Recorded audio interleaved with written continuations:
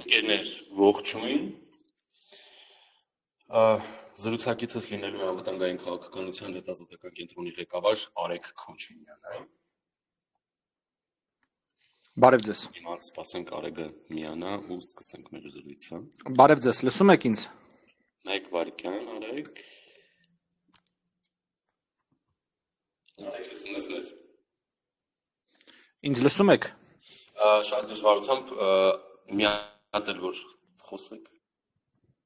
Մեկ վայրկյան հիմա։ Իսկ այսպես։ Այսպես շատ համեմատաբար ավելի լավ։ Շատ լավ։ Ողջույններս։ Փոքր բարձր խոսեք։ Բարձր եմ խոսում։ Շատ լավ։ Եվ այսպես, Արեգ, նախ ամենաօրվա բոլորիս րոպեներ առաջ ցնցած տեղեկությունը Ադրբեջանի արտգործնախարար Ջեյհուն Բայրամովը հայտարարել է, որ Ադրբեջանի եւ Հայաստանի միջև խաղաղության պայմանագրի տեքստի շուրջ բանակցությունները ավարտված են, Երևանը ընդունել է բաց մնացած երկու կետերի շուրջ Ադրբեջանի առաջարկները, խոսքը հայ-ադրբեջանական սահմանագծից եւ ամիության դիտորդների հետ քաշման միջազգային ատյաններում հայցելից փոխադարձ հրաժարման մասին է, տեքստի շուրջ աշխատանքները ավարտված են, հետագա փուլում արդյունից Ադրբեջանի ջրային տարածքային պահանջների հարցը ավելի պետք է լուծարվի նաև Մինսկի խումբը եւ նրա մնացորդները։ Ես ուզում եմ նաև հիշեցնել, որ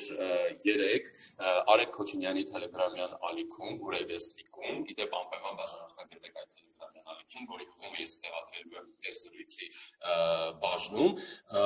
Արեգ, դուք նշել եք, որ ժամանակն է, որպեսզի արդեն ընդհատվի այս շղթան եւ ի վերջո գան կողմերը համաձայնության եւ Հայաստանը համաձայնի ադրբեջանական կողմի առաջարկներին, պահանջներին, չգիտեմ դրա ձևակերպումը այս պարագայում որն է ճիշտ, եւ նշանակի տեղ, օր, ժամ խաղաղության պայմանագիրը ստորագրելու համար։ Նախ ձեր դիտարկումը,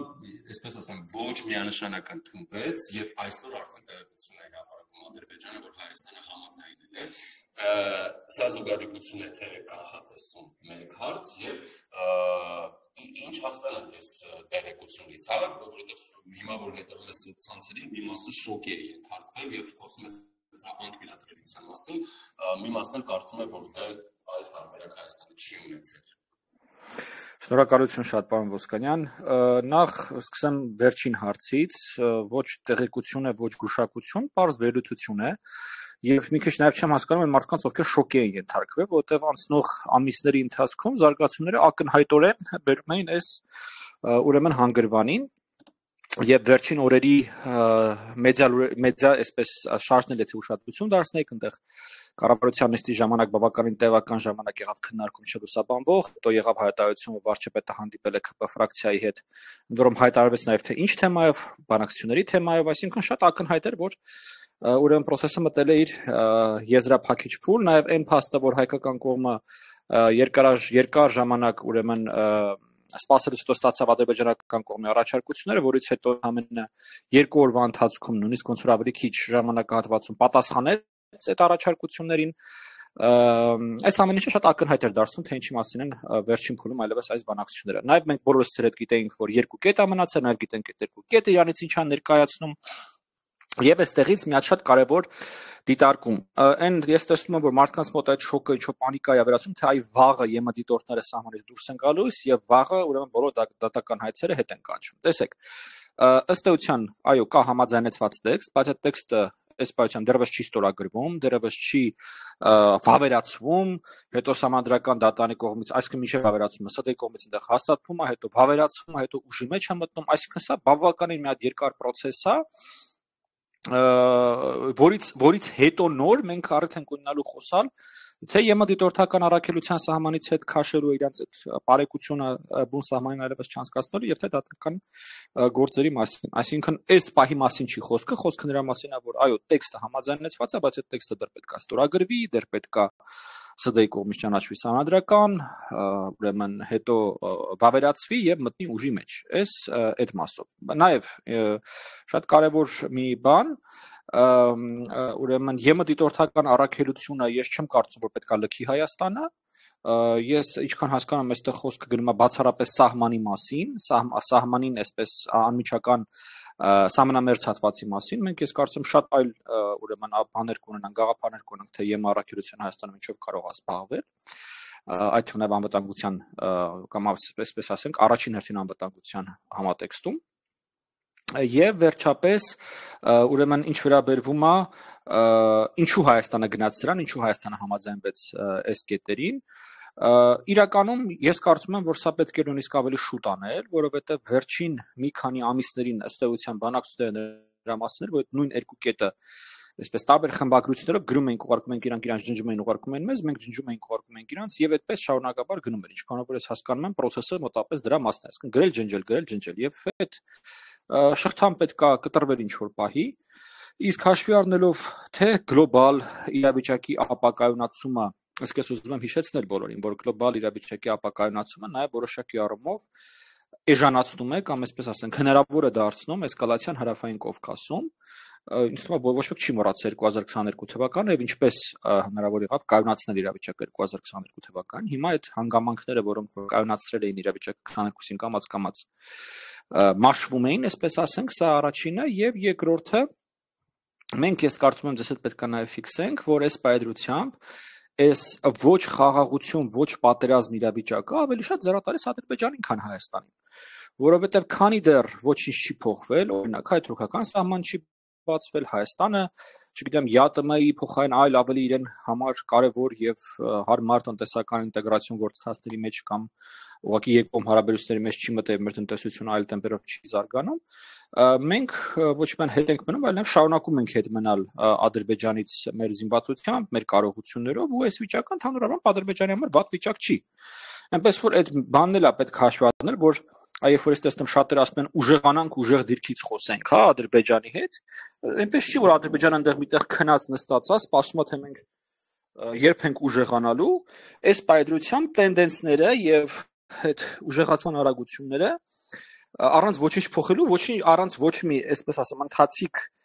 ստարտային պայմանները փոխելու, ոչ մի այսպես էական բովանդակային փոփոխություն չեն խոստանում։ Այսինքն կար մի տարբերակ դեպի պատերազմ, որը վերջին մի քանի շաբաթների, եթե ոչ մի երկու ամսվա ընթացքում մեծել էր, կապված աշխարհաքաղաքական զարգացումների հետ, կար այս ոչ խաղաղության, ոչ պատերազմի սցենարը,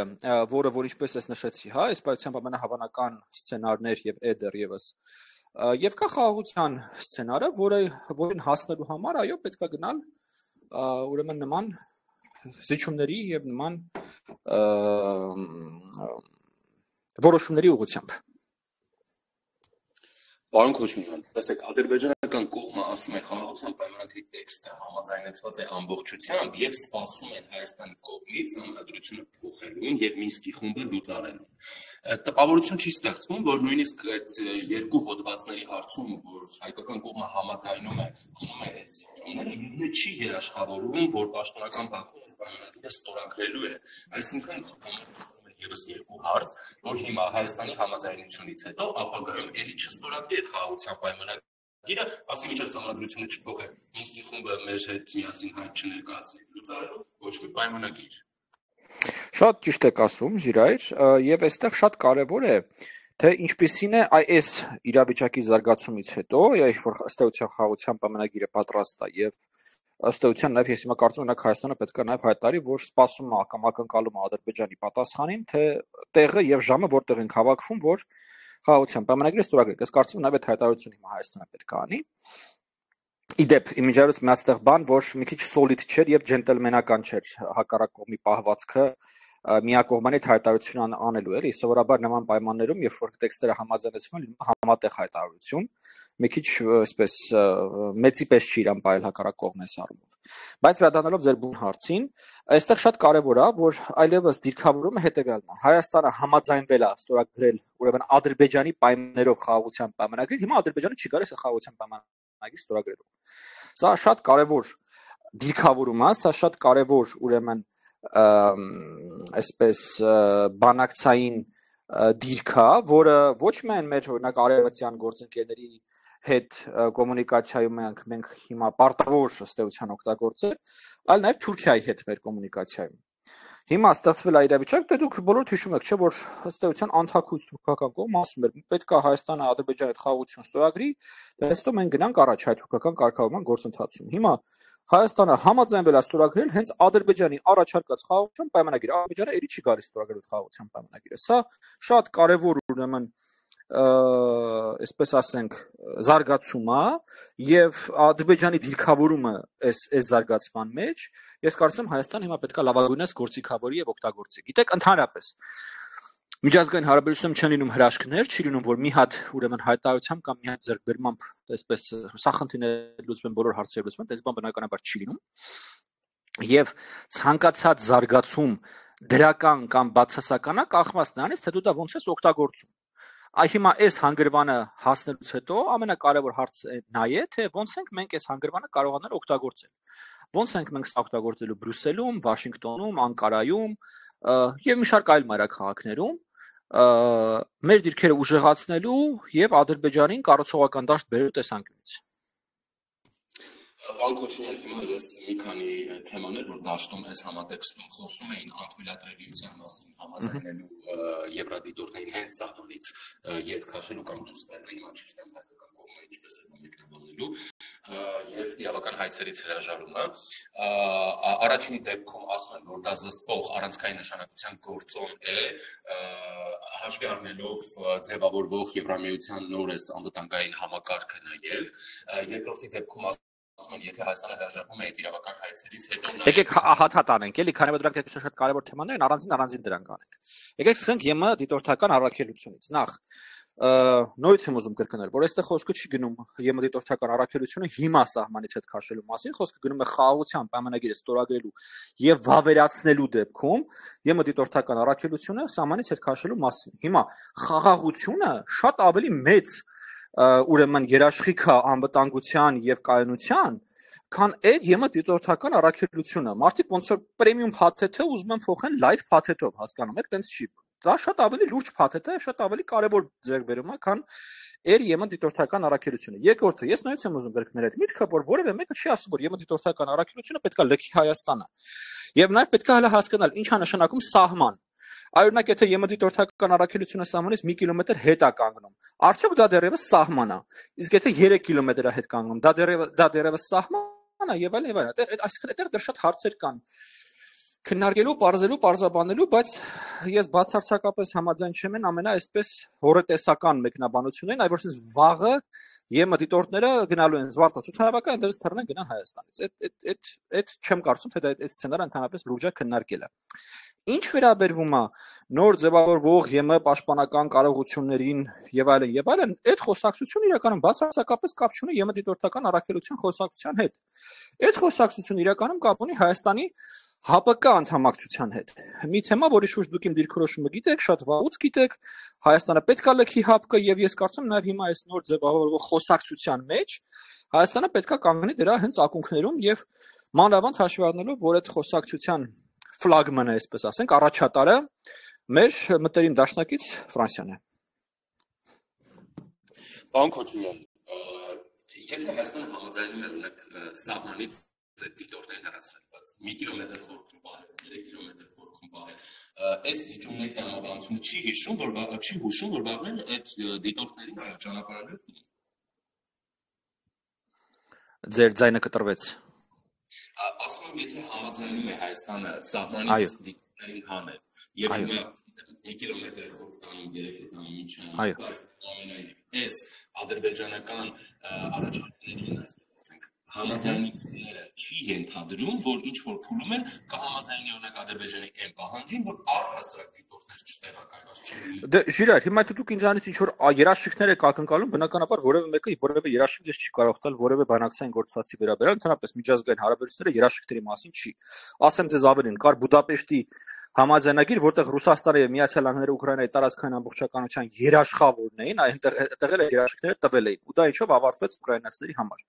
Բայց դրան զուգահեռ, եկեք արձանագրենք մի բան, որ այս խոսակցությունը արկա էր խաղաղության պայմանագրի տեքստի մեջ, եւ այդ տեքստը հիմա համաձայնեցված է։ Ընդ որում Ադրբեջանն է հայտարարում, որ այդ տեքստը համաձայնեցված է։ Այսինքն բոլոր այն քննարկումները, թե վաղ Ադրբեջանը այս կուզի կամ այն կուզի, տեխնիկապես անտեղի են, որովհետև կա խաղաղության տեքստ, որը կողմերը հայտարարել են որպես համաձայնեցված տեքստ։ Ալթոչինյան, Հայաստանի արտգործնախարարությունը հենց նոր հայտարարություն տարածեց, հիմա ես փորձեմ մեջ բերել այդ հայտարարությունից մանրամասներ։ Եվ այսպես, Հայաստանի Հանրապետության արտաքին գործերի նախարարությունը դիվանագիտական խողովակներով Ադրբեջանի արտգործնախարարությանը փոխանցել է, որ Հայաստանի Հանրապետությունը ընդունում է Հայաստանի Հանրապետության եւ Ադրբեջանական Հանրապետության միջև խաղաղության եւ միջպետական հարաբերությունների հաստատման մասին համաձայնագրի նախագծի չհամաձայնեցված երկու հոդվածների վերաբերյալ Ադրբեջանի առաջարկությունները եւ առաջարկել է հանդես գալ համատեղ հայտարարությամբ խաղաղության համաձայնագրի նախագծի տեքստի համաձայնեցված լինելու եւ նախագծի համաձայնեցման շուրջ բանակցությունների ավարտի մասին։ Պաշտոնական Բաքուն նախընտրել է հանդես գալ միակողմանի հայտարարությամբ։ Հայաստանի Հանրապետության արտգործնախարարությունը հաստատում է Հայաստանի Հանրապետության եւ Ադրբեջանական Հանրապետության միջև խաղաղության եւ միջպետական ների հաստատման մասին համաձայնագրի նախագծի համաձայնեցված լինելու եւ նախագծի համաձայնեցման շուրջ բանակցությունների ավարտի փաստը։ Այսպիսով խաղաղության համաձայնագիրը պատրաստ է ստորագրման, Հայաստանի Հանրապետությունը պատրաստ է Ադրբեջանական Հանրապետության հետ սկսել խորհրդակցություններ համաձայնագրի ստորագրման ժամկետների եւ տեղի շուրջ։ Դե տեսեք ինչ հետաքրքիր տեքստ է։ Այս տեքստը ամենից չի փառատում են բոլոր հարցերը, որոնց մասին մենք հիմա խոսում ենք։ Եվ շարունակեք, ինչ հարց ունեք։ Օրինակ նույն իրավական հայցերից հրաժարումը, հա, տարբեր իրավաբաններ եւ այլն մեկնաբանում են սա, որպես Հայաստանը կգործնի որպես պետություն իր կենսունակությունը, որովհետև Հայաստանի Հանրապետությունը կճանաչի, որ ինքն է օկուպացրել Արցախը, որ չի եղել էթնիկ զտում, որ այս մարդկանց բռնի տեղահանում չի եղել եւ նրանց իրավունքների հարցի պետական պաշտպանություն չի իրականացնելու։ Ես բնականաբար, ինչպես եւ դուք խաղաղության պայմանագրի տեքստը չեմ տեսել, բայց ես ճիշտ ասած շատ կզարմանամ, եթե խաղաղության պայմանագրի տեքստում լինի կետ, որտեղ Հայաստանը ճանաչում է, որ ինքը ինչ-որ բան օկուպացրել է կամ որ օրինակ հայտարարում է, որ էթնիկ զտում չի եղել, ես շատ կզարմանամ, եթե նման կետ լինի այդ խաղաղության պայմանագրում, նույնիսկ ուզում նշել, որ այս խաղաղության պայմանագիրը չեմ տեսել։ Ինչ վերաբերում է մնացածին, ըստ էության իրավապաշտպան համայնքի դիրքորոշումը կայանում է նրանում, որ մենք ունենք կամ ունենք իրավական գործիքակազմ, որով որ կարող ենք դեռևս Ադրբեջանին հաշվետու պահել կամ որևէ բան պահանջել Ադրբեջանից։ Ես ճիշտ ասած շատ սկեպտիկ մոտեցում ունեմ այդ հարցում, ընդհանրապես միջազգային հարաբերություններում ապելյացիա անելը իրավունքին, օրենքին ինձ համար լուրջ չէ, դա ռեալիզմի դպրոցի տեսանկյունից ընդհանրապես լուրջ չէ, եւ ուզում եմ հիշեցնել, որ այս պահեդրությամբ Իսրայելի վարչապետ Նեթանյահուն եւ Ռուսաստանի նախագահը Վլադիմիր Պուտինը ընդհանրապես, եթե այդպես վերցնենք, միջազգային հետախուզման մեջ են գտնվում, ինչը իրենց չի խանգարում թե միջազգային այցեր իրականացնել, թե ընդհանրապես ակտիվորեն զբաղվել արտաքին քաղաքականությամբ ու մի հատ էլ իրանց արտաքին քաղաքական գիծը չփոխել։ Այսինքն խոսել նրա մասին, որ այ մենք կամ այսպես ասենք, այն իրավապաշտպաններ, ովքեր դրա մասին են խոսում, ըստ իրենց իրանք այսպես վաղը Ադրբեջանին պատին էին դեմ տալու, Ալիևին ձերբակալելու են, տանելու են Հագայում նստացնելու էին, բայց այս դավադիր ուրեմն բանակցությունների արդյունքում իրանց հերոսական պայքարը կիսատ մնաց։ Մի քիչ լուրջ չէ այդ ամեն ինչը։ Լավ, պարոն Քոչարյան, լավ, եկեք խոսենք վտանգներից։ Այնուամենայնիվ Հայաստանը այո գնում է խաղաղության, ուզում է խաղաղություն եւ ինչպես դուք նշեցիք, համաձայնում է, նաեւ, չգիտեմ, Ադրբեջանը հետո կստորագրի, չի ստորագրի, կախված է լինելու Հայաստանը նաեւ միջազգային հանրությանը դա ոնց է ներկայացնելու, ոնց է դրանից դիվիդենտներ քաղելու եւ այլն։ Այս գործընթացում ռիսկեր, մարտահրավերներ չկան, որովհետեւ ի վերջո Հայաստանը այդքան խաղաղություն է ուզում, արդեն քանի ինչ է եւ հույս է հայտնում, որ միջև այս տարվա վերջ, միջև այն տարվա վերջ վերջապես դա կստորագրեն, ապա ինչու ի սկզբանե չգնաց Ադրբեջանի այս առաջարկների ընդունելու համաձայնելու ճանապարհով, որ այս թեման փակեր, ոչ թե 5 տարի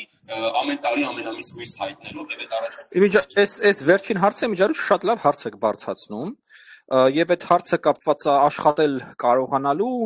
ճիշտ ժամանակը եւ հնարավորությունը ընկալելու եւ մի շարք այլ կարողությունների հետ, որոնք որ ցավալիորեն Հայաստանում բավականին սահմանափակ են եւ այո հիմա պետք է ֆիքսվի, որ միգուցե ժամանակին իմաստներ լսել են մարդկանց, ովքեր ասում են, որ ի վերջո մենք գալու ենք այս հանգրվանին ու պետք է ստորագրել այնպես ինչպես որ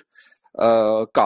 այդ մասով։ Հիմա ինչ կապված է վտանգներ, բնականաբար վտանգներ կան, պարոն Ոսկանյան, նույնիսկ ասեմ ավելին, սա մեզ բացարձակապես չի նշանակում, որ օրինակ էսկալացիայի վտանգ չկա, էսկալացիայի վտանգ շարունակում է լինել, ինչպես եւ կա իմ կարծիքով այս պայծամ գործառնական առումով, գործի առումով ամենամեծ վտանգն է, որ Հայաստանը չի կարողանա կամ ոչ ամբողջությամբ կկարողանա օգտվել այն միջազգային ուրեմն կոնյունկտուրայից եւ այն կարգավիճակից, որը որ ձևավորվում է այս ուրեմն գործընթացի արդյունքում, այս նոր ուրեմն իրողության արդյունքում, իմ կարծիքով գործնական իմաստով ամենամեծ վտանգը դա, բայց իհարկե կա նաև եւ էսկալացիայի վտանգ կա եւ այդ ոչ պատերազմ, ոչ խաղաղություն իրավիճակը շարունակելու վտանգ կա, վտանգները բնականաբար կան, իհարկե։ Այս վտանգները նաև հաշվի առնելով Հայաստանի գործողությունները, որոնք են հիմա լինելու, ինչ անի։ Ինչպես ես նշեցի, հիմա ամենակարևորը հետևյալ բանն է. Բրյուսելում, Վաշինգտոնում, եվրոպական այլ մայրաքաղաքներում, նաև Անկարայում շատ ակտիվ աշխատել, ներկայացնել ուրեմն այն իրավիճակը մատուցել, որ Հայաստանը պատրաստ է ցանկանում է խաղաղության պայմանագիր ստորագրել, համաձայնվել է Ադրբեջանի առաջարկած տեքստին եւ ակնկալում է, որ հիմա ուրեմն վայր եւ ժամ կհամաձայնեցվի, որ գնանք այդ պայմանագիրը ստորագրենք եւ վերջ տանք ուրեմն տասնամյակներ տևած կոնֆլիկտին։ Սա շատ կարևոր գործընթաց է, որը որ պետք է նշած բոլոր տեղերը շատ ակտիվ մենք կարողանանք առաջ տանել։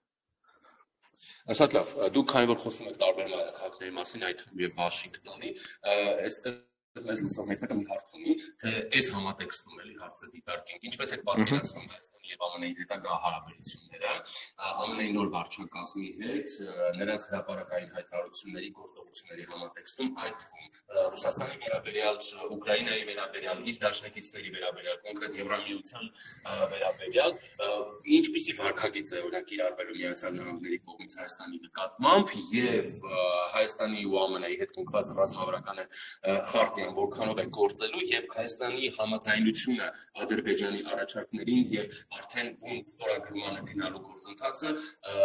Միացյալ Նահանգների հետ հարաբերությունների տրամաբանության մեջ։ Ես շատ կիսում եմ բնականաբար մտահոգությունները, որոնք որ կան նոր ադմինիստրացիայի արտաքին քաղաքականության եւ էական փոփոխությունների մասով, որոնք որ տեղի են ունենում, բայց ես նաև ուզում եմ մենք արձանագրենք, որ համենայնդեպս մեր հարցերով մինչեւ այս պահը բավականին դրական կարելի է արձանագրել զարգացումները։ Նախ տեղի է ունեցել ուրեմն տարածաշրջանից առաջինը նորընտիր նախագահի հետ խոսել է Հայաստանի վարչապետը, այս պայծրությամբ տարածաշրջանում ներողություն առաջինը հանդիպում Սպիտակ տանը նախագահ փոխնախագահ պետքարտուղար այդ մակարդակով ունեցել է միայն Հայաստանի ղեկավարը Հարավային Կովկասից, այս պայծրությամբ ուրեմն պետքարտուղարը երբ որ հեռախոսազրույց ունեցել Թուրքիայի արտգործնախարարի հետ խոսվել է ընդդեմ ոնց որ հենց երկու անգամ էլ դա տեղանացու երկու անգամ նույն թեմաներն են խոսվել Սիրիա եւ հայ-ադրբեջանական կարգավորում, ընդ որում հայ-ադրբեջանական կարգավորման մասին խոսելիս պետքարտուղարը օգտագործել է երկու բառ, որոնք որ վերցված են ուրեմն հայ-ամերիկյան ռազմավարական համագործակցության խարտիայից դա հարատև ու արժանապատիվ խաղաղություն ձևակերպումն է, որը իմ կարծիքով շատ կարևոր ձևակերպում է։ Այնպես որ այս պայծրությամբ ես դրան զուգահեռ շարունակվում է եւ բանակցությունները միջուկային էներգետիկայի ոլորտում, դրան զուգահեռ շարունակվում են ուրեմն բանակցությունները, հիշում եք խարտիայով նախատեսված անվտանգային ուրեմն սահմանային անվտանգության հարցերով դելեգացիայի ժամանակ, այսինքն բոլոր ուղղությունները պաշտոնները շարունակվում են եւ ես այսպես ասեմ, բոլոր այն նեգատիվ զարգացումների ֆոնին հատկապես որոնք որ մենք տեսնում ենք նոր ադմինիստրացիայի դաշնակիցներ, Ուկրաինա եւ բոլոր այդ թեմաներով, ես մի քիչ ավելի այսպես ասեմ, դրական եմ տեսնում առնվազն հայ-ամերիկյան ուրեմն երկկողմ հարաբերությունների օրակարգը, հատկապես համատած մնացած ամեն ինչի հետ։ Հայաստանի համաձայնությունները Ադրբեջանի առաջարկներին, ինչպես են ազդում Հայաստան-Թուրքիա կարգավորման գործընթացի վրա։ Ես մարտի 1-ից մենք արդեն գիտենք, որ Մարգարեյան անցակետում Հայաստանի սահմանապահներն են ծառայություն իրականացնում, թուրք լրագրողների մեծ խումբներ Հայաստանում ծանոթացել են այդ անցակետի աշխատանքներին, զինվորության վարչապետի հետ հարցազրույց են ունեցել,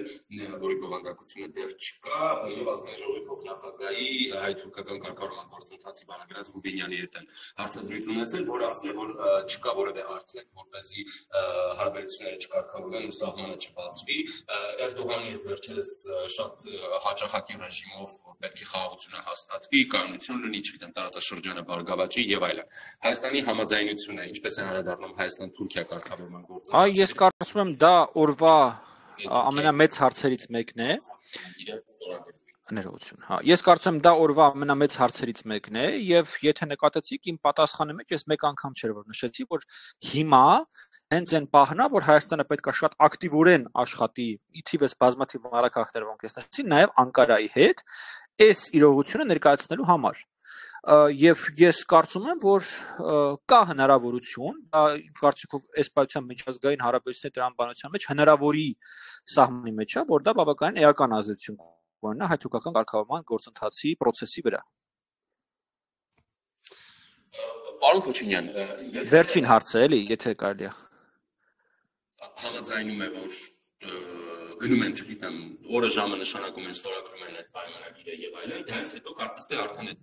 պայմանագրի կետերին նաեւ ծանոթանալով, բարձր թե ինչ գործընթաց պիտի դրան հետեւի, հա, այդ կետերն են իրականացնում, սահմանազատման, սահմանագծման աշխատանքներն են իրականացնում, ճանապարհ շրջափակման գործընթաց են իրականացնում։ Սա կարծես թե բարձ է լինում, քանի որ ամրագրումներ է։ Ինչ է լինում, եթե ի վերջո Ադրբեջանը չի համաձայնում ստորագրել խաղաղության պայմանագիրը, եթե Ադրբեջանը գնում է նոր էսկալացիաների, այդ դեպքում ինչ է տեղի ունենում։ Նախ կոմունիկացիաներ էլ դուք ասացիք, ես ինչքան հասկանում եմ խաղաղության բավարարում կոմունիկացիայի մասին բան չկա, դա առանձին բանակցություն են եւ ընդ որում Հայաստանը վերջին փաթեթում ուղարկել էր նաեւ որոշակի առաջարկություններ կոմունիկացիայի թեմատիկայով, որը ինչ որ չափով աննախադեպ բան է, որովհետեւ կոմունիկացիաները մինչ այդ գնում էին եռակողմով բանակցությունները, որոնք վաղուց տեղի չէին ունենում, այո, հայ-ռուս-ադրբեջանական բանակցությունները վաղուց տեղի չէին ունենում, բայց ամենից ֆորմատը դա էր։ Հիմա Հայաստանը արել է ինչ որ չափով աննախադեպ բան, փորձել է երկկողմով շարունակել այդ բանակցությունները, առաջարկությունները արել է երկկողմով կոմունիկացիաների թեմատիկայով, այսինքն դա առանձին խոսակցություն է, առանձին բանակցություններ են դրանք։ Ինչ վերաբերում է ինչ հալինում, եթե խաղաղության պայմանագիր չի ստորագրվում, ինձ թվում է դա շատ պարզ պատասխան ունի այդ հարցը, շարունակվում է այս իրավիճակը, որը որ հիմա կա, այս ստատուս քվոն, որը որ հիմա կա, որը ես ձևակերպում եմ ոչ խաղաղություն, ոչ պատերազմ իրավիճակ, այդ իրավիճակը շարունակվում է, որը ունի տեսականորեն 3 հնարավոր զարգացման սցենար, այստեղ շուտ հեծանիվ չենք ունենալու, շատ պարզ ամեն ինչ, կամ հենց ինքը շարունակվում է X ժամանակաշրջան առանց որևէ վայրի վերումների, կամ ինքը դառնում է պատերազմ, կամ ինքը դառնում է խաղաղություն։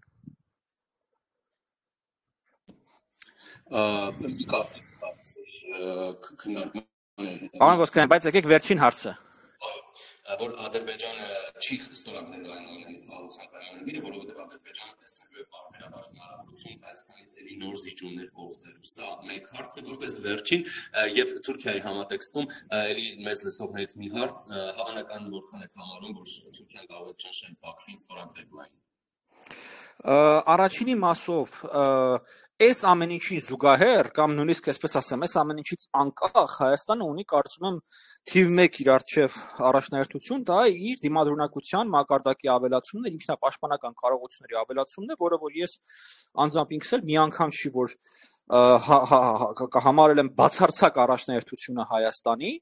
ի վերջո նորից մնալով ռեալիզմի դպրոցի մեջ, որ դեպքում քո վրա չեն հարձակում, երբ որ քո վրա հարձակվել է, քեզ կռվել է թանկ է։ Այսինքն գիտեք, այդպեսի մարդկանց մոտ մեկ-մեկ լինում է այսպես տպավորություն, որ եթե դու բանակցություններով ես զբաղվում, այն մյուսով պետքա չզբաղվես, կամ եթե մեկով ես զբաղվում, ապա բանակցություններով չպետքա զբաղվես։ Պետությունը պետք է զբաղվի ամեն ինչով։ Ի վերջո դրա համար կա եւ արտաքին գործերի նախարարություն, եւ պաշտպանության նախարարություն, այսինքն այն, որ հիմա մենք օր ու գիշեր 24/7 ռեժիմով պետքա զբաղվենք մեր դիմադրունակության մակարդակի ավելացմամբ, դա անքննարկելի մի բան է, եւ այստեղ օրինակ համար ես կարծում հասարակությունը բավականաչափ հարցեր չի տալիս իր պետությանը դրա էֆեկտիվության եւ փութաջանության վերաբերյալ։ Այդ առաջին մասով։ Երկրորդ մասով ինչ վերաբերվում է կարող է արդյոք Թուրքիան ինչ-որ բան ստիպել Ադրբեջանին, ճիշտ ասած ինձ համար ավելի հետաքրքիր է մեկ այլ հարց, իսկ կարող է արդյոք այս զարգացումից հետո Թուրքիան մեկ քայլ առաջ անել հայ-թուրքական կարգավորման մեջ, քան ինչ-որ բան ստիպել Ադրբեջանին։ Շնորհակալ եմ, պարոն Քոչինյան։ Ես եմ շնորհակալ, պարոն Ոսկանյան, լավ եղեք։ Շնորհակալ եմ նաև մեզ լսողներին։ Քաղաքականության հետազոտական կենտրոնի ղեկավար Արեգ Քոչինյանն էր, չմոռանաք բաժանորդագրվել Արեգ Քոչինյանի նաև Telegram-յան ալիքում, ինչպես նշեցի, հենց երեք է նա կանխատեսել այն, ինչ այսօր մենք ակտիվ քննարկում ենք, Բուրերեսնիկ, այդպես է կոչվում ալիքը, այն չկորցնելու համար հղումը կտեղադրեմ նաև մեկնաբանությունների բաժնում։ Շնորհակալություն։ Ցտեսություն ձեզ։